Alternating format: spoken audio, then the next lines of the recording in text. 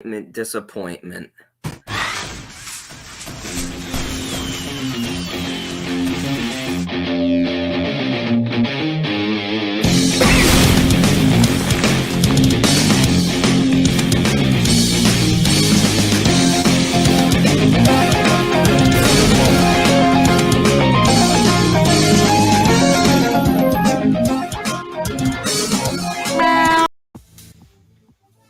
Well, ladies and gentlemen, boys and girls, welcome to the podcast about anything and everything in the world of professional wrestling, maybe even amateur wrestling, but we ain't going to talk about that today. You know, we got people up there. What are your names? I'm Isaac. Shane. Yeah, dog. What an entrance. That was the world's best entrance. It was. That was really great. Wow, I can't speak today. You can't. I can't speak today either. I'm just gonna pretend that I'm on the drugs that I was gonna take to satisfy all the people. So I see a unicorn right now. There's a unicorn and stuff. I was gonna take acid tonight because Saturday is my birthday, but I'm just tired, dude. And I was like, I'm too old to take acid when I'm tired. So I'm just gonna be boring and I'm gonna get drunk and smoke a bunch of weed. So I don't think anything says you have gotten old more than saying I am too tired to drop acid. I was gonna drop some acid, but I'm feeling a little tired. It's getting a little late, I wouldn't want to mess up my morning routine. Be up until 2 a.m. I know. Yeah. That's so true, though. I'd be like, oh, God, I had to stay up till 2. I'm so tired. I can almost guarantee that I will be up until 2 in the morning. Like, it's honestly rare for me not to be awake at 2 in the morning. Now I'm regretting. Yeah, but you don't get up for work at 3 in the morning. I don't have to get up tomorrow, though. But yeah, I'm just a loser. I know. I'm gonna drink though. I'm gonna get drunk. I'm gonna do that kind of drug. I'm gonna smoke. I rolled 5 blunts, so I'm ready. I'm fucking ready. I'm ready for this. I'm ready. I'm fucking ready. Fuck it, we'll do it live. Fuck it, we'll do it live. We'll do it. Well, good. We're already live. Oh, hi. I didn't even realize it was 10:05. I was just. All of a sudden, the fucking intro music came on. I was like, oh, shit, we're going. All right, let's do it. Oh, I give no warning. We get the best cold opens that way. No. If you ever watch him, the thing is if we're bullshitting or whoever's on is bullshitting, just watch him. Look at his eyes because he gets really excited. He goes, gets really focused, and his eyebrows start going, and then he just... He always is trying to get me to say something fucking terrible, too. He almost hit me with Inspector Gadget. This time I think we came on with Shane going disappointment, yes. Which is about to be a big disappointment as it's time for I can't hear it. So Sheik of the week. I have no idea if I'm anywhere near time. Sheik of the week. Sheik of the week. Yeah. Sheik of the week. Yeah, weeky. That was terrible. I got to drink and light a blunt at the same time. Oh, well, Shane, while he drinks and lights a blunt, do you have our Sheik of the week? Yes. Give the credit where the credit is due. Otherwise, go fuck yourself. I'll drink to that. And then, fuck the gluten-free pizza. Yes, dude. Cauliflower crust can suck my dick. Fucking cauliflower crust and gluten-free crust can suck my tiny little prickadillo. I mean, like, it ain't that bad, but it sure is not dough. Dough. And I know Dozer agrees with me. That motherfucker's Italian. And Jews and Italians are basically the same, so we come from a culture based on yelling. Yeah, yelling and guilt. Oh, yeah. Well, Right, Jews boys. and Italians are the same. Jews and Catholics ain't that far off either. You can do it, I guess, if you want to kill your mother. Oh, we are drinking What are the we finest drinking? tonight. Trader Jose. Trader Jose. Oh no, I have actual real life beer coming up after this. This is just a little warm up, you know. I think that Trader Jose is still more than $2 Chuck. Damn. I'm drinking garbage. I'm drinking fucking Tall Boys of Twisted Tea and Mike's Harder lemonade. Single barrel. Elijah Craig. And then, you know, if I feel a bit like Drew, I got some Talisker. And if I feel a bit like Seamus, I got some Red Boobies. I've got some of the Rocks tequila in my freezer if I'm feeling rockish. Yeah. But I'm not. I'm weak. So, you know,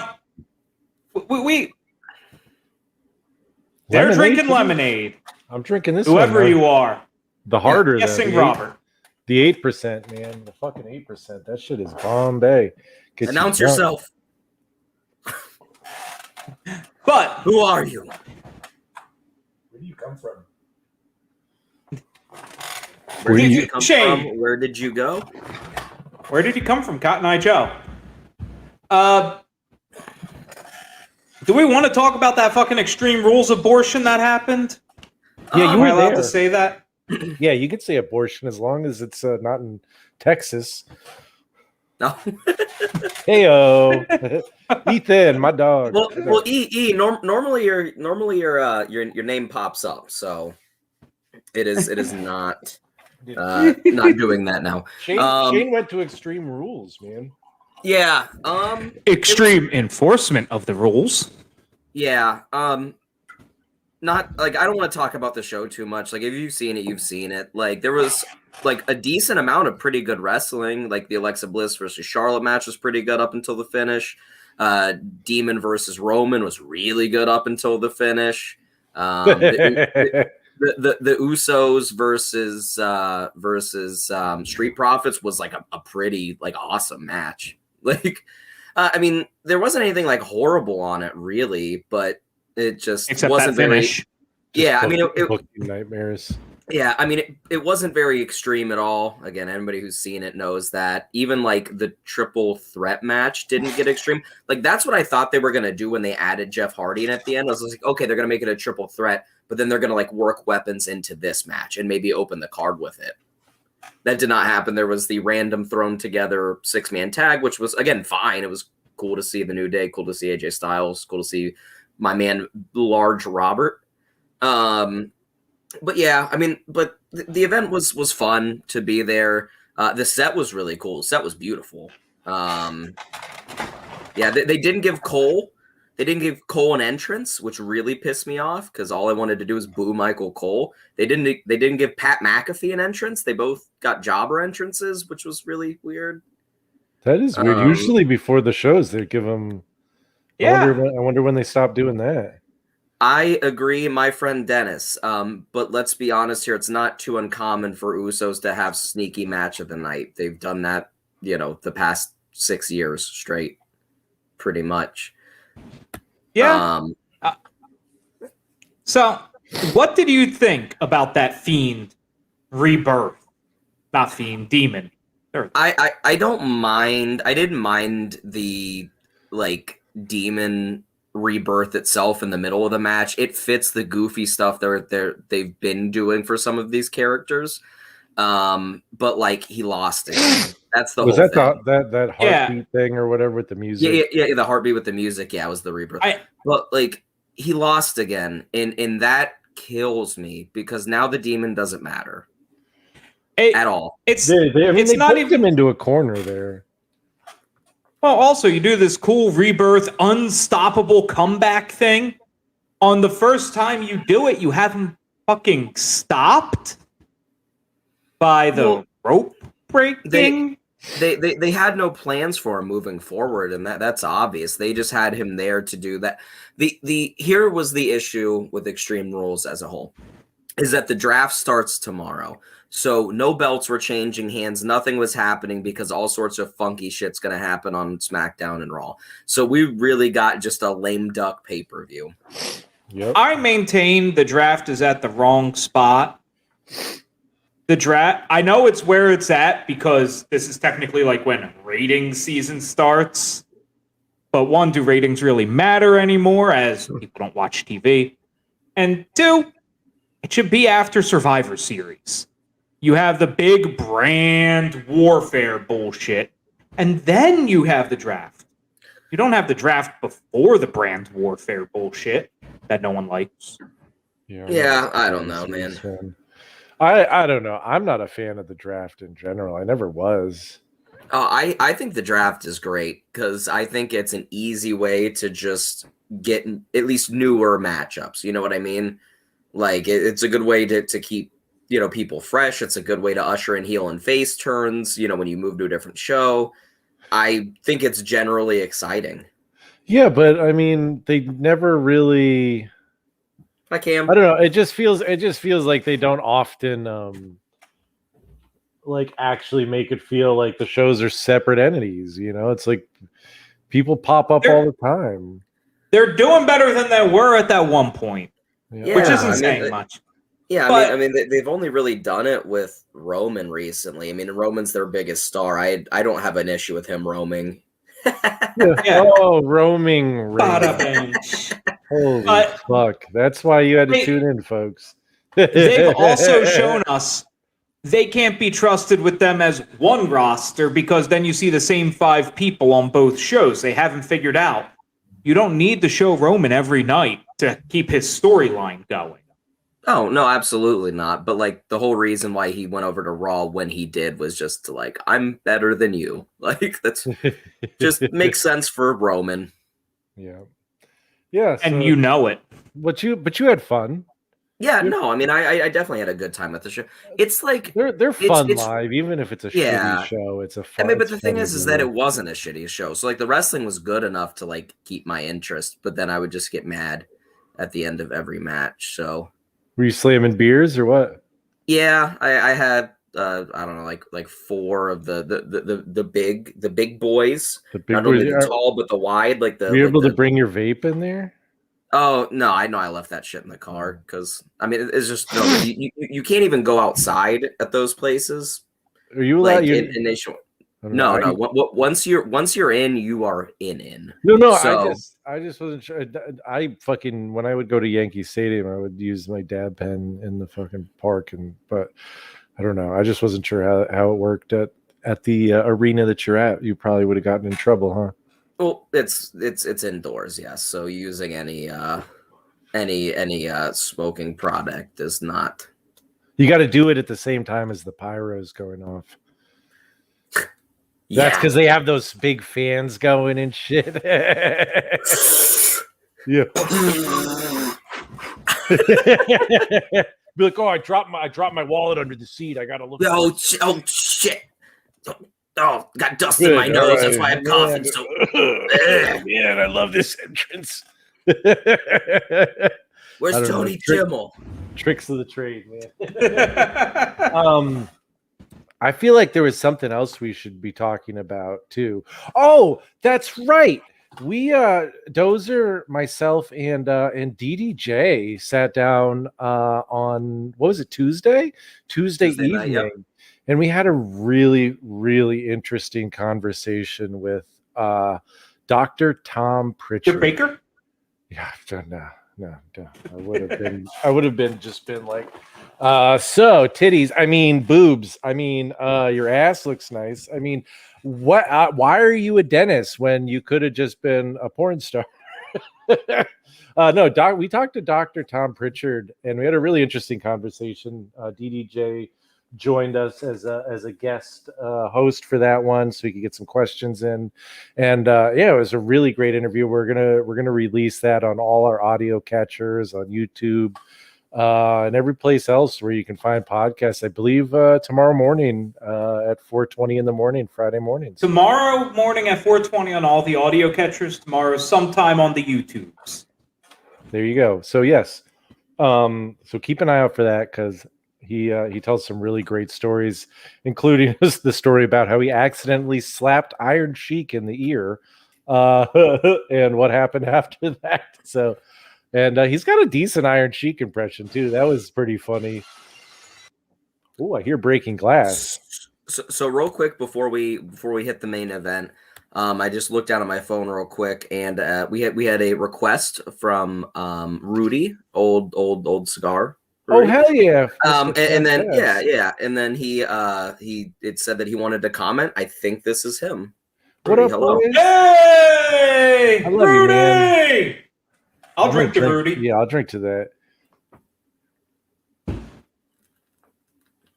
And while we do that, you do what you got to do. I was going to say, before we get to the main event, I want to talk a little bit about the rumors going around, true or not, but I believe they're true, about AEW and the EVPs and Tony Khan. I think we should discuss that a little bit. Absolutely. I think that is a fine topic tonight. Yeah, it just seems really interesting because I was reading up on it, and I found it very funny because it was like, okay, Cody, the Bucks, and Omega are kind of out on booking and making decision makings, but then they sort of dove in the article I read and talked about how Cody was seemingly the only one who would go and spend time in the office and do that kind of shit, and it was one of the brothers was in charge of like merchandising or some shit, and With his wife, and the other one was in charge of what was it? Fucking the elite, being the elite. And then Omega was like really only interested in the video game aspect of the company and the girls. And that's just and the women's matches. And I don't know why I find that so fucking funny, but I just cracked up when I read the line where it was like Kenny Omega is mostly interested in the video gaming aspect of AEW, and I'm like, Jesus fucking Christ. This surprises absolutely no one. Rudy, I got a better couch for you to fall asleep on now. Hell yeah. I don't know, Shane, do you have any opinions on that? No, because I didn't even know what you guys were talking about. I completely missed that because I've been out. So the news story, I will quickly fill in for those who didn't read it at all. The EVPs are apparently not doing shit as EVPs. They're EVPs in name only. That's the story. Even Cody's not appearing at the office anymore, though he was.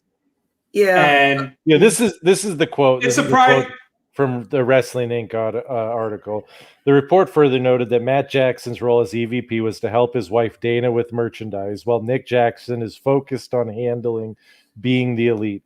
Omega is very hands-on with AEW Games division and the gaming side of things. I don't know, but yeah, and they said they described them EVPs in name only in 2021. And they have no longer final say in creative process or hiring talent, as Khan has pulled back on the reins and took the power away from all. It explains a bit more why the show has been more coherent. Yeah. Not too many cooks in the kitchen. You need the one guy to be making the decisions. And I don't care if it's Tony, Kenny, it doesn't matter who the fuck it is. You just need one guy. And he even said that. He's like, the fans know. He's like, the fans know that since I've taken over, that the show's gotten better. And he's right. I mean, in a lot of ways, he's right. No, I mean, AEW has been on a roll, and I've been the AEW guy for our show forever. Those of you who have watched know that. Oh God, get it out of here. But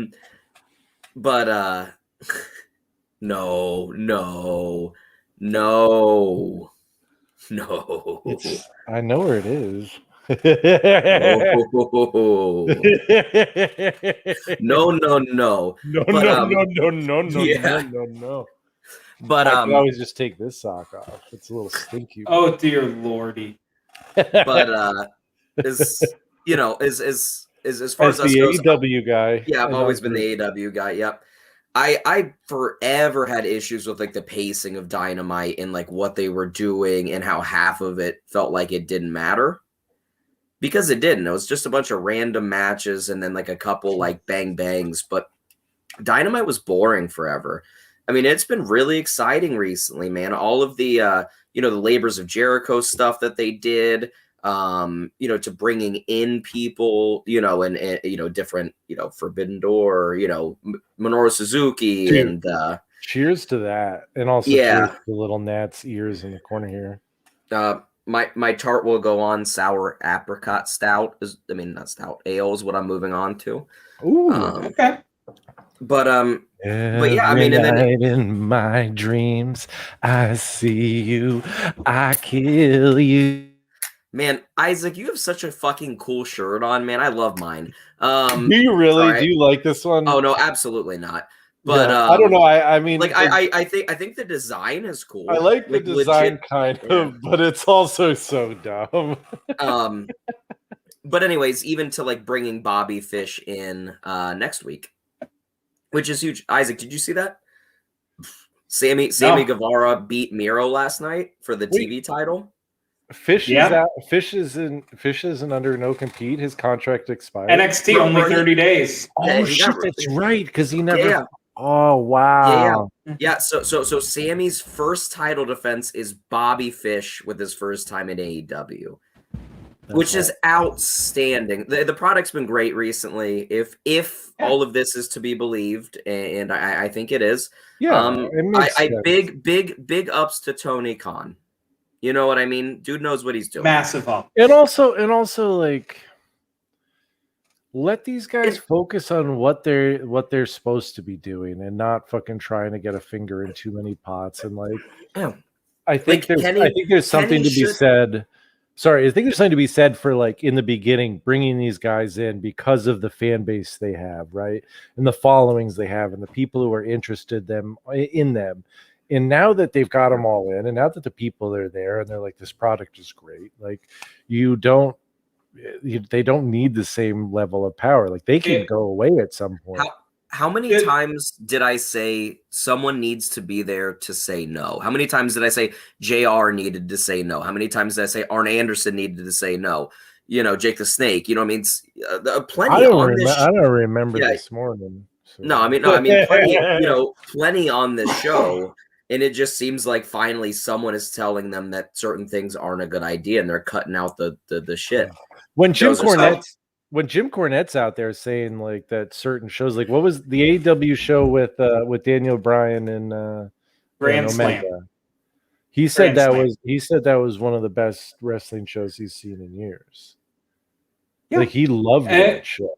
And that's saying something. Like when Jim Cornette is like willing to admit that he enjoys something that like from somebody like Omega, if he puts over Omega in any fashion, you know that was a good match. Absolutely. And even if he has to say, "Oh, Daniel carried him," and he probably did, but still, like, stop it, get out of here, Dozer speak. This brings me to my next point of, I do not think the Elite are #AEW for life. Touching on MJF's promo, where the 4 pillars are going to be AEW for life, and I don't think they are. But they're going to be the first homegrown stars from there. I mean, they're already homegrown stars. Yeah. The question, are we talking Cody, Omega, and the Bucks? No. Okay. The 4 pillars are MJF, Sammy Guevara, Darby Allin, and why am I blanking? Jungle Boy. MJF called them the 4 pillars. They're the four young pillars that have been there since day one and will be the faces of the company moving forward. I guess was the context of I think he's totally right. As much as I'm not a huge fan of Jungle Boy, I don't disagree that they're all pretty big stars. Jungle Boy fucking slaps, dude. But this brings me to my question of the week. What star from AEW, and I mean star, not a guy who appeared once or twice, but what star from AEW will be the first one to go the other way? Who will go to WWE? Not back. Could be first timer. I honestly 100%, and you're probably going to disagree with this, but I think it's going to be MJF. I don't disagree. I don't disagree at all. I think that's a good. Or I was thinking Wardlow.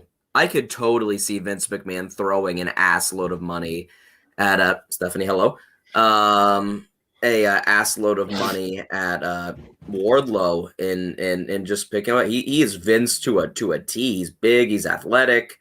Just gigantor. Well, depending on how we're talking star here, I didn't get to say hi to Robert's hot wife yet. Hi, Robert's hot wife, Stephanie. Okay. That's a compliment. That's Rudy's wife. Oh, there's two. Oh, I thought it was Robert's. Stephanie. No. Okay, that might be Rudy's. Rudy, I'm gonna say hi to your hot wife. Stephanie very nice. We're all nice. What are you talking about? I just thought we were talking about a different Stephanie. It just said Facebook user. So I'm sorry. I'm sorry, Rudy. You have a hot ass wife too, though. But you know this. You know this. That's why I married her. So while we think it's MJF, and I think I was going to agree with DDJ. I think Brian Cage is more unhappy. But Brian Cage isn't an AEW homegrown star. No, but he's the first star. Okay, that's a possibility. I could see Brian Cage going, but the thing with Brian Cage, and the only reason that I don't think it's going to be him, is Brian Cage is not young. Brian Cage is an old fucker. Yeah, Brian Cage is like 42 years old. Yeah, he's not young. I don't think. I think that if anything, if he leaves, I think that dude, I see her like Rudy. Whenever you post her cooking, bro, it looks so good. It makes me so hungry, bro. I feel the cock sock every picture. But oh man. Well, if I'm not taking acid, I'm gonna be outrageous. Okay. But that threw me off completely. What was I? You were talking about how great her pictures of food are. Well, but before that, before the we were talking about MJF. We were talking about Brian Cage. Brian Cage. If anything, I think Brian Cage would, I don't know even where he would go. Maybe Ring of Honor and dominate. I mean, I think maybe New Japan. You know what I mean? And go do that. Vince wants. Like Brian Cage is exactly what absolutely Vince loves. I'm surprised that he hasn't gone after him, but sure he has. I think it's the age, honestly. I think it's the fact that he's old and he's not as it's like, I'll throw that money at Brock Lesnar or fucking guys who he made. But is he going to put that kind of money into somebody who's older and not, he's fine with Goldberg going out and doing it, but it's Goldberg. Yeah, I don't know. Yeah, it's a tough question, but it will be MJF. Because I think MJF's promo, the best promos are somewhat rooted in reality. And he's young. I don't think he was kidding when he was going. He has Bruce Pritchard on speed dial. So does everybody. Yeah, well. Goddamn CM Punk. He's great. I don't know. I'm excited to see what happens, though. I mean, I think we should definitely do an episode where we do a deep dive into AEW versus WWE and like what's happening in the world of the two biggest promotions in wrestling. And I agree. Maybe we should get some special guests for that episode. Yeah, and how we see the future, and like how we see this playing out. Is this WCW? Is this the Monday Night Wars, quote unquote, again? Is this something completely new? Is this actually like a company that can really truly rival WWE? I don't know. Going back and watching our main event tonight has me wondering, were the wars as good as we remember? No. This wasn't. I've been saying this forever. Everyone shits on me. They're like, "Oh, new guy wrestling. Oh, you don't love the Attitude Era. The Attitude Era sucked."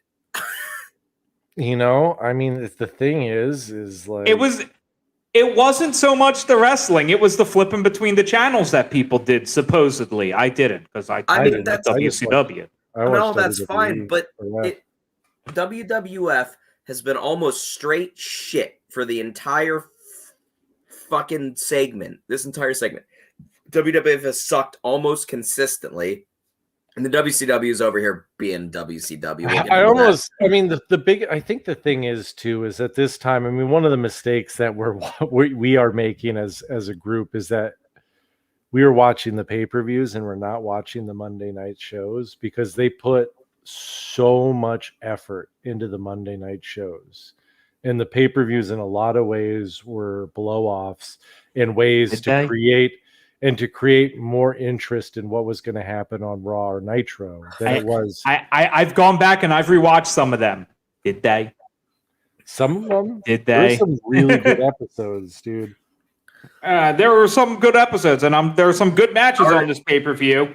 But this first match of Wrath and Mortis taking on Glacier and Ernest the Cat Miller, not among them. I am still not watched the Dark Side, so Hold on real quick.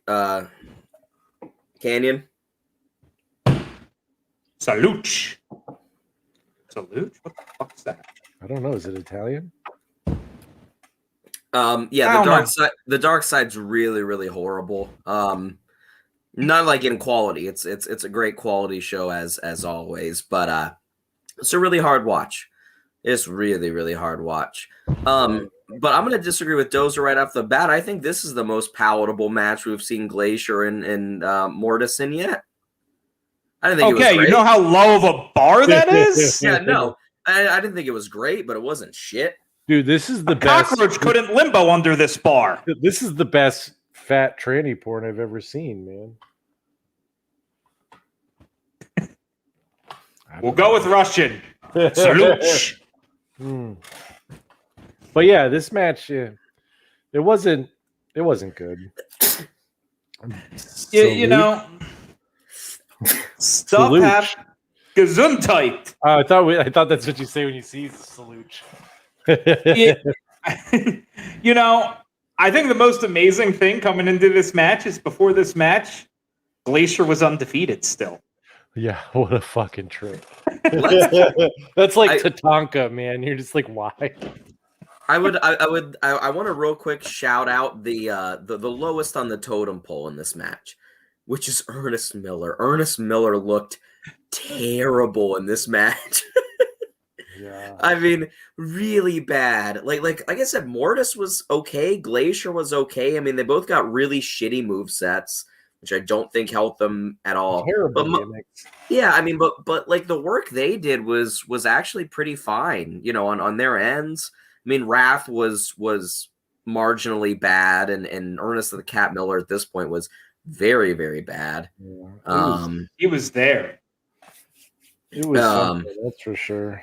Like Kicks and James Vandenberg and who won this match? I don't even remember. Wrath and Mortis. They finally defeated Glacier. Oh yeah. Well, didn't they cheat? Did they cheat?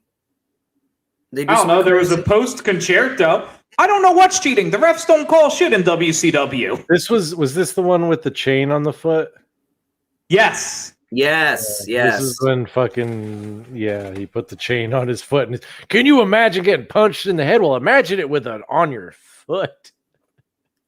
He kicked him in the stomach, man. Oh, Dusty was on fire tonight. Dusty drove me nuts tonight. I don't know what it was. I think it was the iron. I think it was calling Mike tonight Iron Mike all night.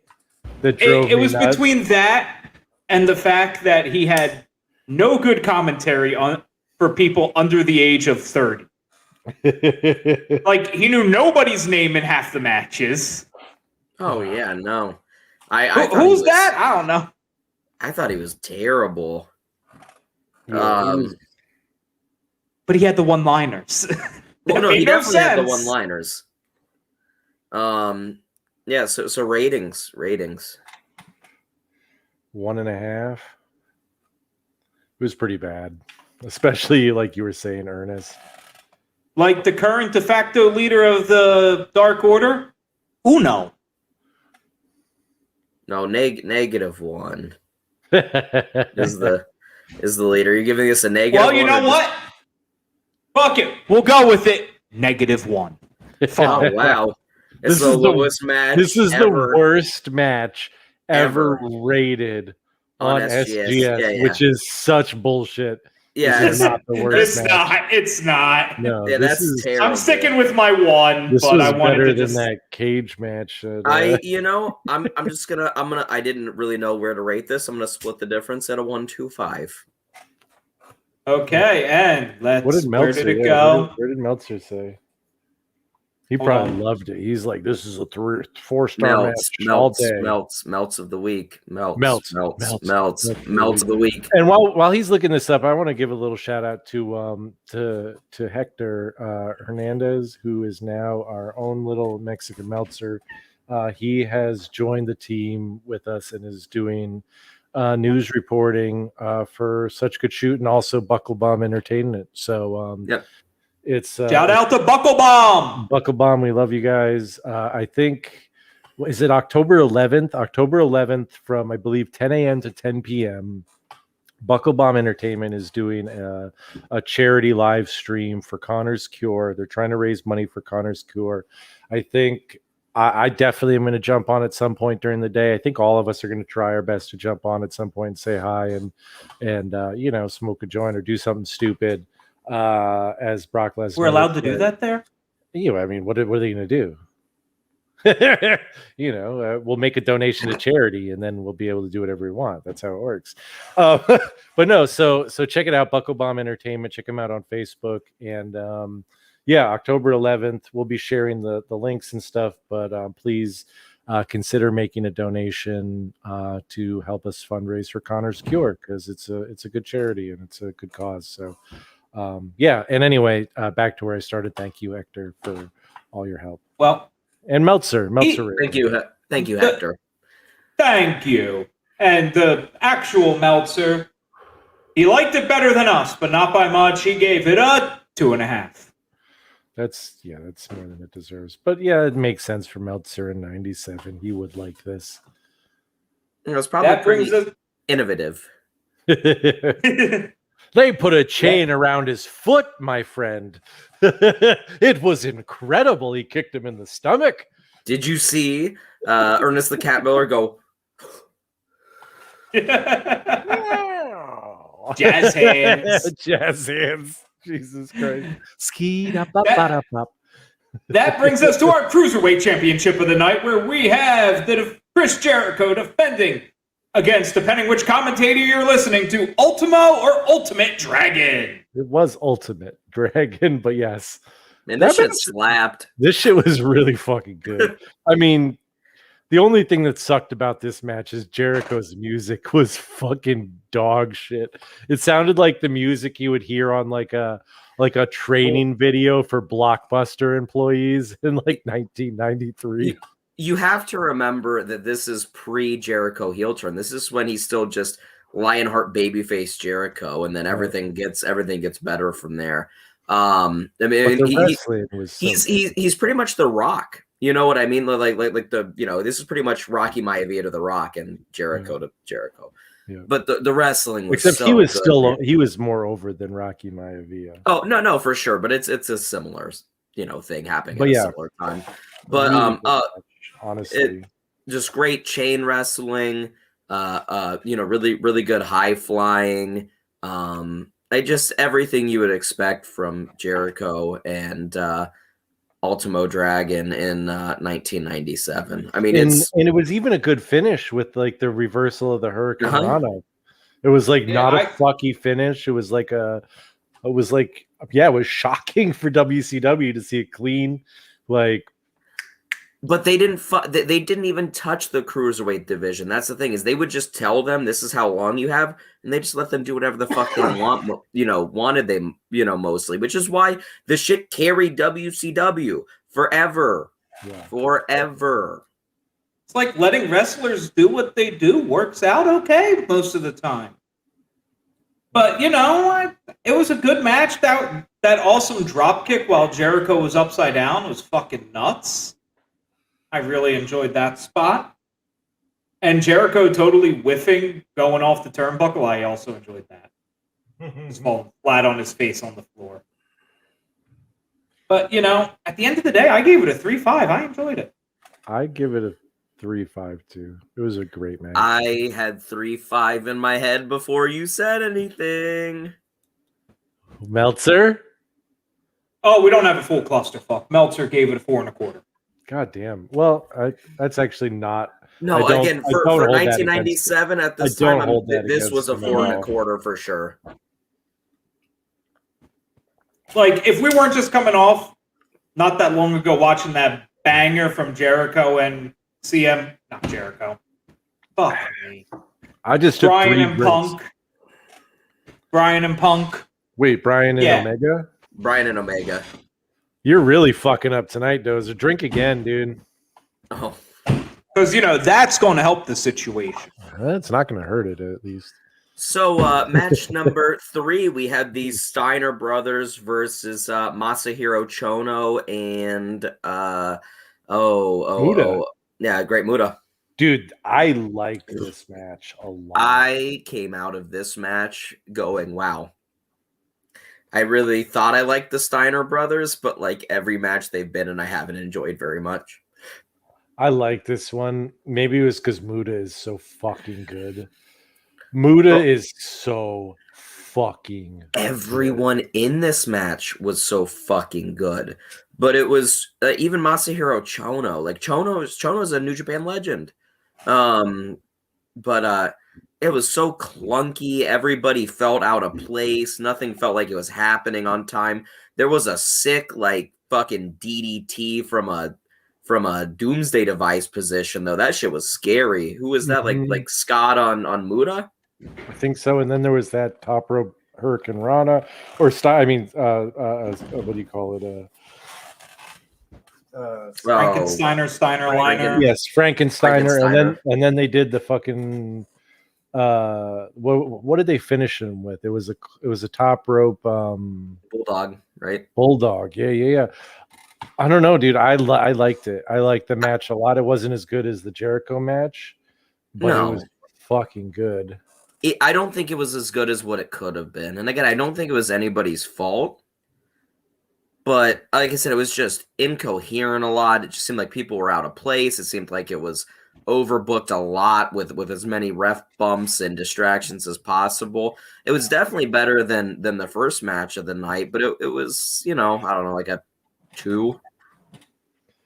I gave it a 3. I gave it a 3.25. I liked it. To be fair, I was really tired when I was watching it, so I was falling asleep on and off throughout the match. So that's my job. Oh no, it was me, man. I was trying to watch it Tuesday night and I could not stay awake. It was terrible. Regardless, go on. This is where I went to sleep for the night on Tuesday and I watched the rest last night. So I should be more involved here for this rest of the show. Cool. But sadly, I just watched it a little while ago, and I was just thinking, man, I really should take some acid. And I'm like, I don't know, I'm tired, but it would make this more interesting. And I'm too old, so here we are. Sadly, I must drink. Meltzer gave it a 3.25. Like I said, I thought it was a good match. Honestly, I liked this one. The only thing that threw me off was Scott Steiner's like weird greased back, long hair. I was like, wait, like it took me a minute to like realize it was Scott because it's like Rick looks like Rick, and like there was Scott looks like there was original Scott Steiner, and then there's like this weird in between Scott Steiner, and then there's Big Papa Pump Scott Steiner. But this weird in between one was a fucking weird look, and I did not like it. But I will say, this match gave me more insight into Braun Breaker.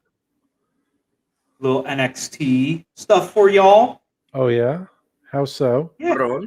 He's Steiner's son. Yeah, Rick Steiner's son. Oh, that's it. That's the only connection I'm making there. Okay. Well, they also are basically making him a Steiner without feeling like giving him the name. They gave him the colorful tights. Yeah, they call him a dog-faced gremlin. Like they do everything, but they refuse to just give him the fucking Steiner name. And it's Scott's son? Rick's. Okay. Yeah, he should definitely the dog-faced Bronson Dog-faced Steiner. gremlin. What a great fucking name, by the way. I mean, not something I would ever want to be called. Like, I would be pissed if I was Rick and they're like, hey, it's a dog-faced gremlin. I'm like, the fuck, man? I'm right here. Yeah, I can fucking hear you. Like, but at the same time, it is a badass sounding name, even if it sounds like an insult. It's the opposite of calling someone gorilla dick.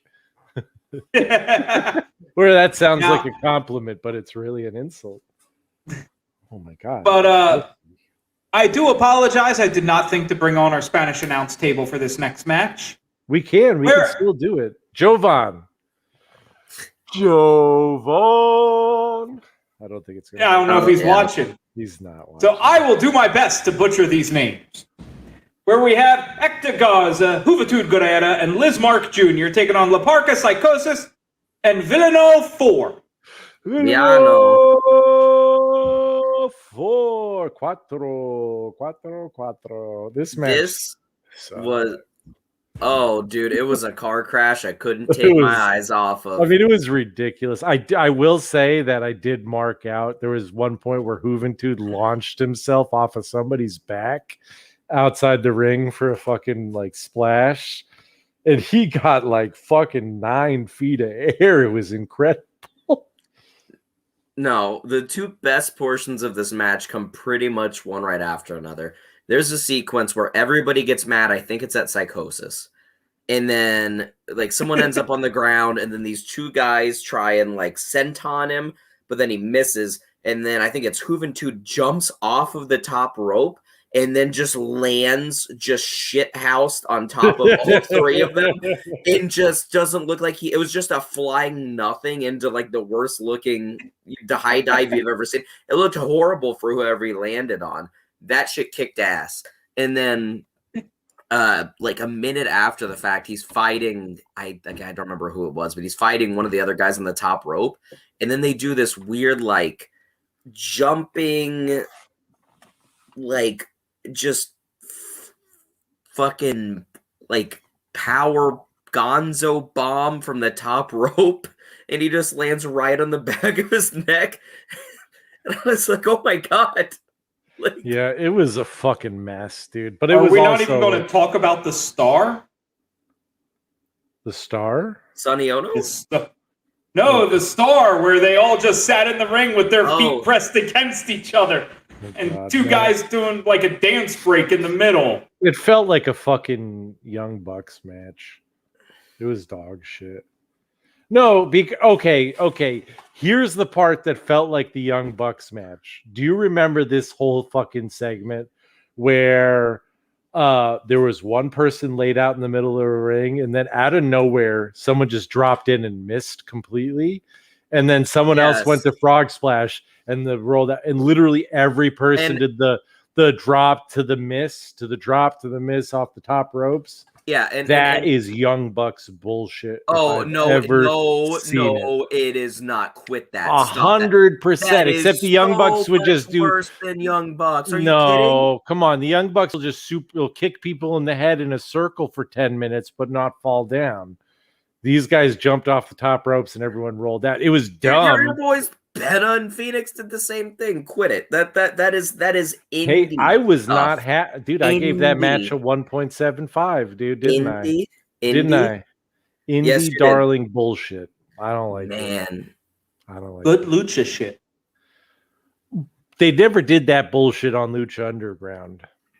Yeah, that's because Lucha Underground wasn't really a lucha show. No, but it was American. The in-ring content on fucking Lucha Underground is some of the best professional wrestling that I've ever seen. Correct, but it was still pretty Americanized as far as the style. Absolutely. It was not. I'm not arguing that, but the fucking in-ring action was let's be honest. There was no higher up in WCW that could tell these six what to do. Yeah.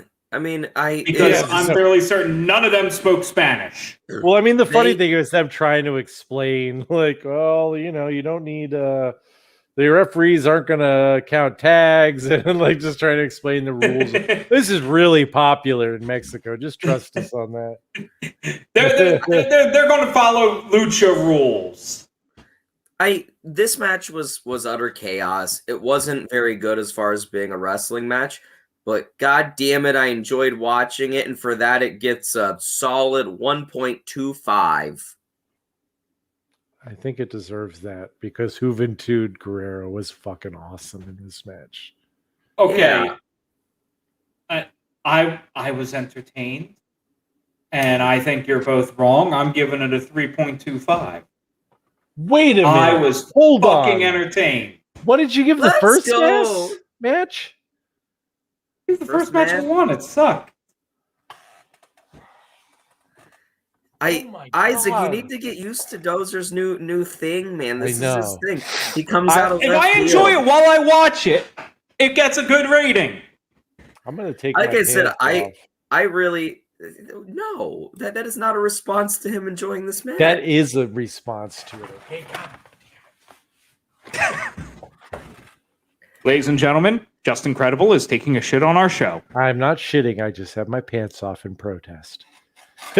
Well, if you want to protest something, then you can protest Dave Meltzer.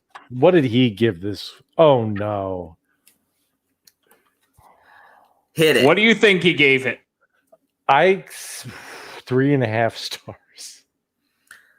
Higher. Shut the fuck up. 4 stars. 4.25. No,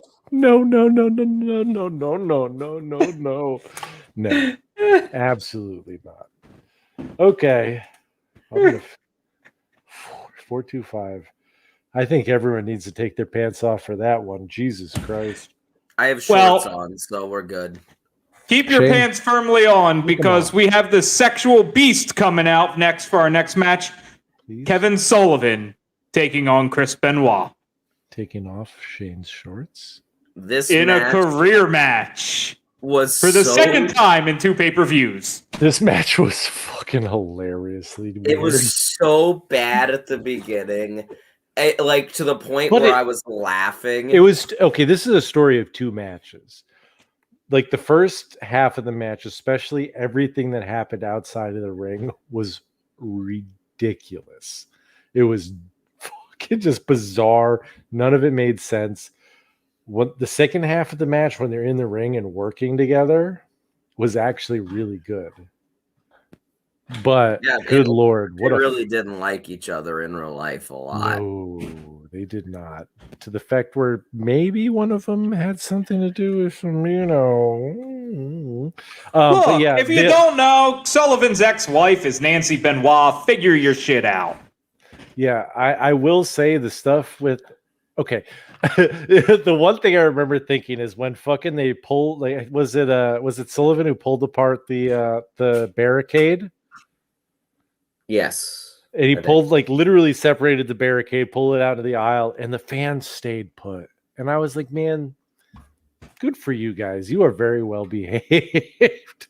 Because they didn't even move an inch forward. It's like, oh shit, all right, we got some room now. Isaac, I don't think God is resting it. I'm sorry. Fuck him up, Benoit. But well, can't you see someone like asshole being like, I'm on camera?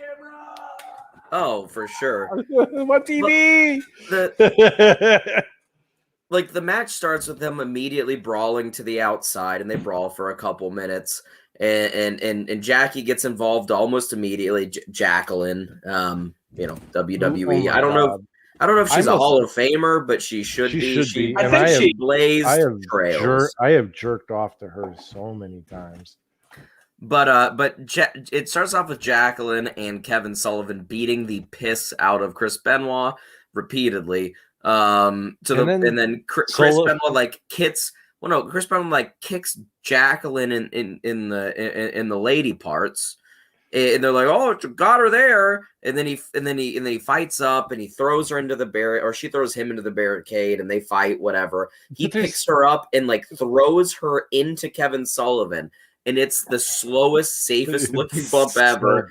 And Tony Schiavone's like, oh my God, she threw Jacqueline right at him. And then, Kevin Sullivan body shields. Yeah, and Jacqueline. then all of a sudden, but then he starts throwing Jackie back at him. And you're like, wait a minute. Yeah. And she's attacking him. And but they're still it was such a clusterfuck on the outside.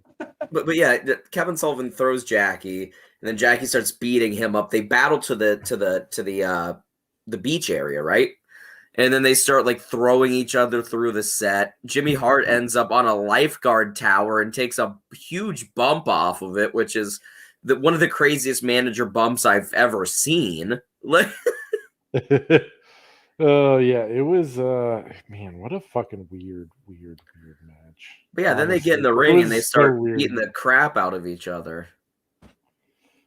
The Taskmaster. I love also that he's the Taskmaster. They never call him the Taskmaster, though. They refer to him as Kevin Sullivan the entire time. Yeah. And then what? Well, because they know the Taskmaster is copyright Marvel Comics. And then they hit him with a Jackie Booker. accidentally hits him with a chair or whatever. Well, yeah, but then after the match, Accidentally. well, no, but that's what Brain said. Yeah. And then Benoit, he hits him with the headbutt and wins. Yes. One thing I will say is seeing Chris Benoit get hit in the head with foreign objects is, I would say more than marginally less fun than what it was at the time of watching this. Also, the diving headbutts. Yeah, the diving headbutt. Yeah, this match was not a lot of fun in the long run because of that.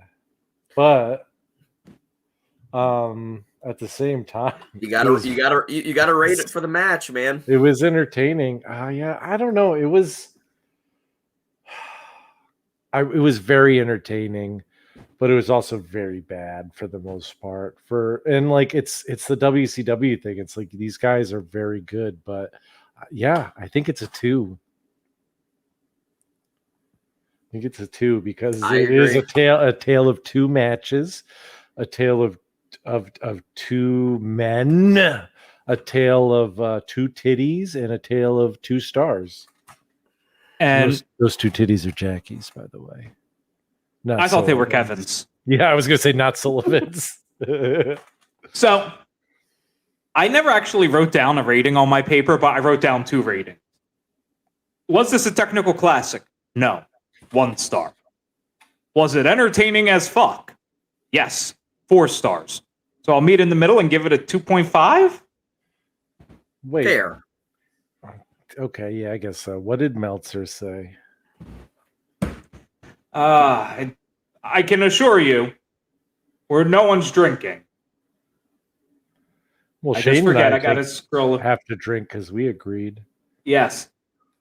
Dave gave it a 3.5. Steve Dave, 3.5? For this time, it might have been a 3.5.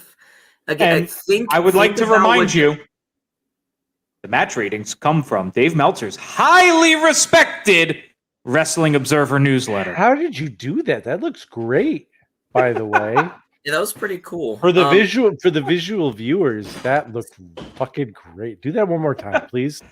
I want to see. Damn, dude. Damn, son. How did you? Isaac. I don't even want to know. Just take into consideration that WWF was putting out WWF quality content at this point, so this very well may have been a 3.5 at the time. We just got rid of Ahmed Johnson. Yeah, I mean, okay, I will give you that. We had Canadian Stampede, and then and everything else. Yeah, and I gotta say preemptively, I'm almost embarrassed now that Bad Blood is one of my favorite all-time pay-per-views because I know that there's only one really good match on the whole card. And the only thing I actually love the pay-per-view for is, by God, that's gotta be. Oh, you hit him with the eject. What's the next match, Dozer? I didn't. I did not eject him. Oh, he is just making my life fuckload harder. It wasn't me. It was Nat. I swear to God, he stepped on my mouse. I was talking to Nat. Nat ejected him. Look at this little bastard. Drink.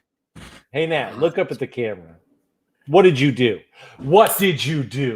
Say I'm sorry. What's the next match? The next match, we have Jeff Jarrett taking on Mongo McMichael. Skip? Oh, yo, this God. shit fucking sucked. This was bad. Bad news. Okay, I have a question. I know Jeff Jarrett doesn't watch this, but this sucked balls. But hopefully we can talk to Jeff Jarrett soon. Honest fucking question. Was Jeff Jarrett giving Mongo the overzealous treatment? Because he oversold everything to the nth degree. Sure. He was not happy. You could tell he was not happy. He did not enjoy himself. It is weird. I mean, it is weird seeing Deborah with Jeff Jarrett here. But it was just not good in any way, shape, or form. Whoa. We're not insinuating anything here with Deborah and Stone Cold and beating anybody. Real quick, I am now drinking the Midnight Train Going Anywhere, which is a raspberry IPA, even though Journey fucking sucks. Wait a minute. Journey sucks. But it is perfect in Rock of Ages. But that song is good. You can't tell me that if you're just working in a kitchen and that song comes on, that you're not like, I hate it. Don't stop believing. Hold on to that penis. I've never done that. I do not like the song. I do not like the band. But anyways, this match. Yes, Sam, I am. I love. I am Sam. Fun. And there's nothing more fun than saying, hold on to that penis.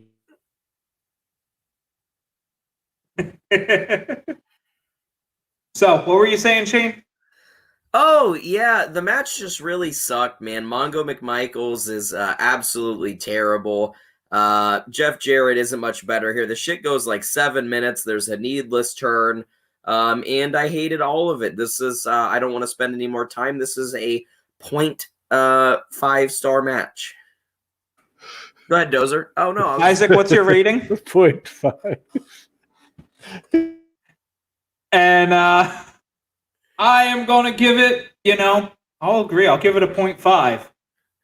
And Meltzer gave it a dud. He got one right. Yeah, but he rated it lower than us. I know. Good for him. Because it sucked. Well, I hate to break it to our listening audience. The next match ain't much better. No. As we have Randy Savage and Scott Hall taking on Kurt Henning and Diamond Dallas Page. The thing that really sucks about this match is that up until the needless turn, it was like really good.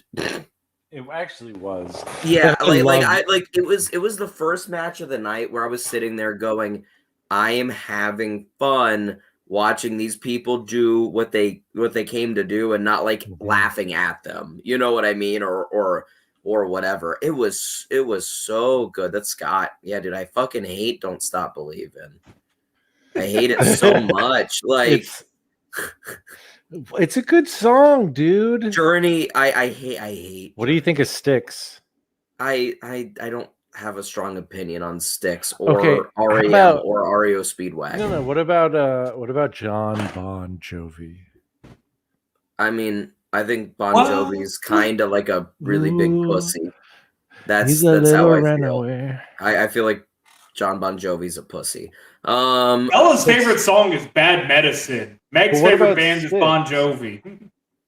What about Styx, though? I don't have a strong opinion on Styx. Isaac, quit trying to defract to freaking old rock and roll. Let's talk about this dang match. What's there to talk about? Not this. Besides, never jumped in my chili. Before we get a copyright strike. Well, I paused it and it paused it. But imagine if I was on acid. Look, the highlight of this match was Dusty. You never jump in a Texan's chili. What does that even mean? What the fuck? But this match was fun until the fucking bullshit with the fucking the weird turn but it was a fun match, and I love Randy Savage.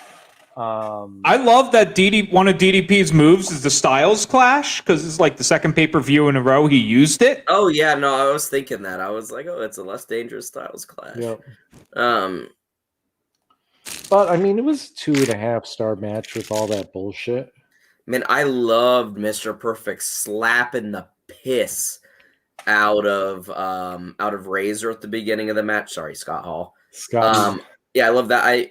I loved how big of a deal commentary made him, but then the crowd didn't care when he entered. They're like, "Oh my god, it's Kurt Hennig," and I was like, "Wait, I don't really understand the context. Is anyone? It would have been better off using Raven and his poetry. I could have bored them to death with crowd reaction. I thought that he was just on the roster, and then he just got chosen as like a last minute thing. I mean, this was his first match when he came back to WCW, so it was a big deal. But the crowd didn't care.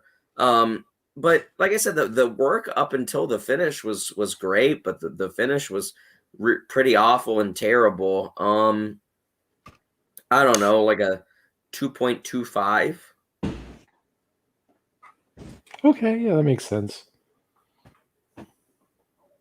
You agreeing, or are you giving it its own rating? Oh, I already gave it a 2. Oh, sorry, I missed it. I gave it a 2.25 or 2.5. You gave it a 2.5, yes. Okay, I don't remember that. I thought I gave it a 2. All right, 2.5. It's a great match. I'm thirsty. 2.5. Yo, we have the best podcast. We got people watching. You know you're. But don't worry, everybody. I'm not wearing because pants. Meltzer did not like this. Good. Meltzer gave this amazing technical masterpiece a 0.5 star. Oh, it wasn't that bad. No, it was not that bad. It was a lot better than that. It was a lot better than that. Especially, we have the next match wasn't bad either, but goddamn the main event. Let's not talk about the main event yet. Yeah, we have Ric Flair taking on Raudirate Piper. This was not that bad. For being an old fuck and being a Roddy Piper is my top 5 all time. I love Roddy Piper. Ric Flair continued fighting for like 15 years after this. Yes, and Ric Flair is great. Ric Flair was a great wrestler. This match was not that bad. It wasn't. You didn't like it, Shane. Shane didn't like it. Shane severely looks like he's trying not to come at the moment. Shane is going full Michael J. Fox over there. It's shaking. Ladies and gentlemen, we'd like to thank you for our time on the air. We've officially been canceled. Is that what it takes? I have my fucking cock out right now. What are you talking about? Oh, dude, you don't have your... Stop it. He got head on the show before. Come on now, dude. This is not the worst thing I've ever done. But no, this match I actually enjoyed. And part of it is because I do. All of it is because you love Roddy Piper. No, I mean, it's a big part of it. And I will say that this is both of these guys past their prime. This is not the best match they could put on. But goddamn, both of them understand wrestling in a way that half of the people on this card do not understand. And their ability to put on a match that matches their physical ability was what they did. And it wasn't bad. It wasn't great. But it was a 2.5-star match for me. And I had a lot of fun with it, but it wasn't anything spectacular. I love Roddy Piper. I love Ric Flair. It wasn't anything special, but it was good. I liked Ric Flair taking the 2 steps back into the face bump. I enjoyed them slapping each other. They slapped the fuck out of each other. Other than that, this was a Young Bucks, all gimmick, no actual working match, wasn't it? But they're old as shit. It's excusable. No. Not This is what was put on my television screen, which was all gimmick, no actual work. It was a lot of Roddy Piper fake choking and chopping and fake punching and or Yes. slapping Flair. And in reverse, it was not a good match. Okay, In fact, but it was honestly, a bad in match. 1997, Roddy Piper and Ric Flair had earned the right to wrestle their gimmick match. Okay, Correct. so it's not a Young Bucks thing. This is them past their prime wrestling a match to the best of their ability. And now those two in their prime could have put on a 5-star match. Absolutely. Every time they went out. But Right. but In my Ric Flair, opinion. But Ric they were Flair past went their and prime, which wrestled. is why it was 2.5 stars. Ric Flair I don't think that's crazy. went and wrestled like a lot better matches even after this. I wouldn't even argue. I mean, yeah, he might have been past his prime, but he wasn't like over the hill by any means. Roddy Piper was the issue here, man. Yeah, that's what I'm saying. This legitimately is like a 1.5 star match. Like it's not the worst. It's not the worst thing I've ever seen, but shit's. I mean, it's not a good match. I don't have the the bias towards Piper or Flair, and I don't have any issue with them in as far as wrestling context, but the match wasn't good. I liked it. I enjoyed it. Well, I had fun. I hate to tell you, Shane, Dave Meltzer disagrees with you. Oh, that's fine. I love that. He gave it a 3.25. And I'm sure he's looking at it like Isaac said, which is this is 1997 and these guys are in this. And I'm sure if I would have watched the product and been invested in these two, I would have liked it more. I'm just saying that, like, for you were the one who watched WCW. We never watched this shit. Yeah, I know. I told both of you that it sucked most of the time. You just needed to watch it. Yeah, no, you just need to watch it. I am glad I'm watching it, and because of matches like this. It's a vital part of professional wrestling history. The next match is a vital part of professional wrestling history. Correct. Where we have at least Hogan lost. But Jesus Christ, this match sucked. So Dozer didn't even announce the match. I'm sorry, it sucked balls. Dozer announced the dog shit. We have Lex Luger and the Giant taking on Hulk Hogan and Dennis Rodman. I was mad at this match going into it because there was like a 7-minute backstage pre-recorded promo between Rodman and Hogan in the middle of the fucking pay-per-view. And it's like, what are you doing? This match was dog shit. And not only that, Dennis. That 7-minute promo was almost more interesting than the first 10 minutes. Absolutely. The whole first 15 minutes. The whole first 10 minutes is Hogan just like fending off Luger and the Giant, who, let me tell you something, brother. There is not a single good wrestler in this match. Nope. There was 22 minutes. The Giant 22 fucking minutes of Dennis Rodman being like, oh, you want to wrestle? No, I'm not going to wrestle you. I'm not going to wrestle. The Giant at this point still is a lot more mobile than what he is now because he has been powerbombed to his neck, but he's really green. I really wish Big Show wouldn't have gotten hurt because I feel like towards the end of his career, he would have been something. Not that Big Show isn't special. I mean, I don't want to say that. Big Show is a Hall of Famer in the WWE, and he deserves it 100 times. But he's not good at this point. He's just athletic for being his size. You have Lex Luger, who's a fucking awful wrestler. You have Hulk Hogan, who's a fucking terrible wrestler, and you have Dennis Rodman, who doesn't wrestle. Okay, hold on. Hulk Hogan is not a terrible wrestler. Yes, he is. No. Hulk Hogan could wrestle when he wanted to. He never wanted to. Okay, at this point because he could wrestle. At this point in his career, though, not only was he past his prime and too old, but he also didn't give a shit. And that was, it fucked everything up. But this match, Jesus Christ, what a mess. What a boring sloppy. An arm drag. Oh my God, he did an arm drag. Yes, he did an arm drag, and then it's 3.5 minutes before anything happened. Yeah, and then he's like, and then Lex Luger came in and hit an arm drag, which was even more strange to me because has Lex Luger ever done an arm drag? No. And then Dennis Rodman is selling it like his life is ending. Oh my God, an arm drag. Yeah, it was a mess. And then, basically the finish was so fucking stupid. Was that even Sting, by the way? No. I don't think that was Sting. It didn't look like him. So a fake Sting came in, hit Big Show in the back of the head with a bat. And after that, Lex Luger wins with the torture rack.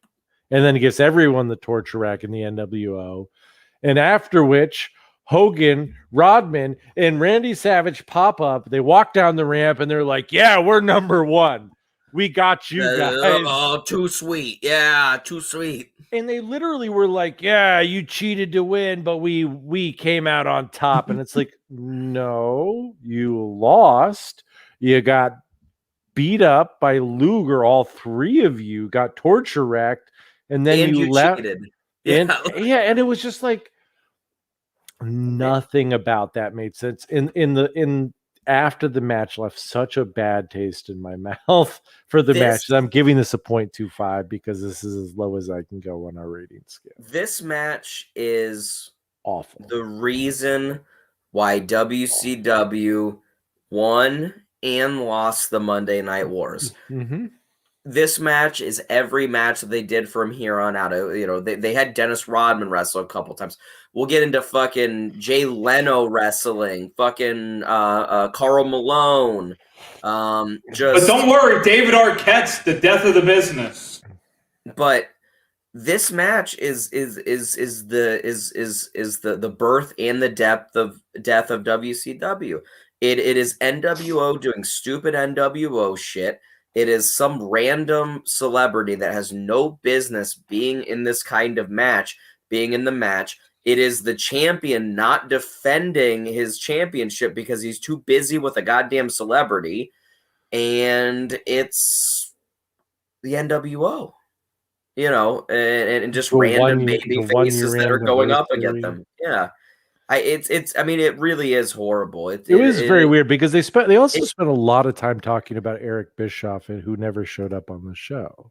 Yeah, it is a 0.25 star match. I mean, it is as bad as you can get, especially in the context that this is the main event of the show. If they would have put this somewhere in the middle, maybe it would have been more palatable, especially if they would have shaved 10 minutes off of it because it was in the middle of the show.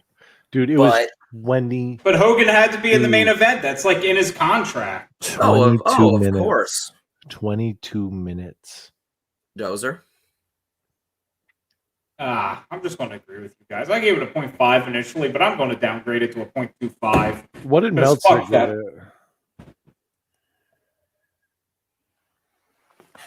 Half. I finished my drink anyway. It's close enough. It's close enough for a clusterfuck in this case. We're down to minutia.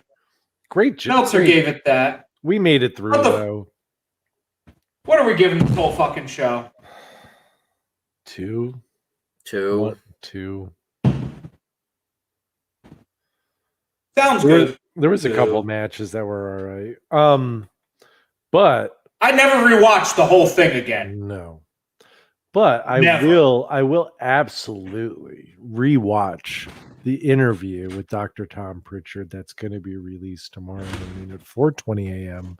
on all of your podcast catchers. That means and sometime tomorrow here on the YouTube. Yes, on the YouTubes.